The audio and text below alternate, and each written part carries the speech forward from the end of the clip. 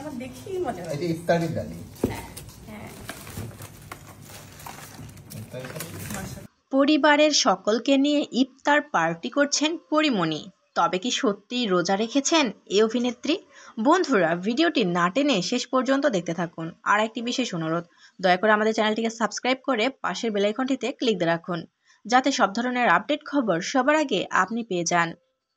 ইসলাম ধর্মাবলম্বীদের কাছে পবিত্র মাস হলো রমজান মাস। সাধারণ মানুষের পাশাপাশি তারকারাও নিজেদের মতো করে রোজা রাখেন। আর এই তালিকায় রয়েছেন শুধু বাংলাদেশের জনপ্রিয় অভিনেত্রী পরীমণিও।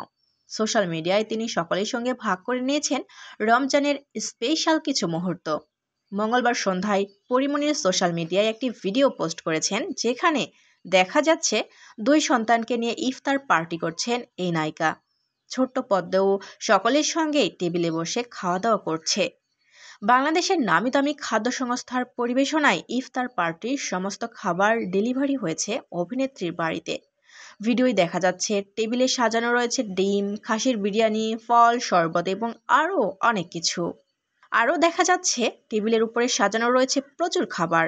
হাসি মুখে সবাই খাবার খাচ্ছেন। হলুদ সালোয়ার কামিজে সেজে সকলকে খাবার পরিবেশন করছেন এই অভিনেত্রী।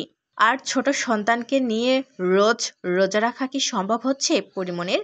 পরীমণির আপ্ত সহায়ক তুরান মুন্সি বলেন, দিদির ছেলে পদ্ম এখনও স্তন্য পান করে।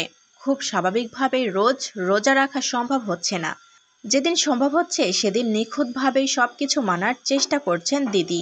তবে রোজ রোজ না রাখতে পারলেও এই রমজানে অন্তঃসত্ত্বা এবং নতুন মায়েদের জন্য বস্ত্র বিপণী খুলেছেন পরীমণি দিদি।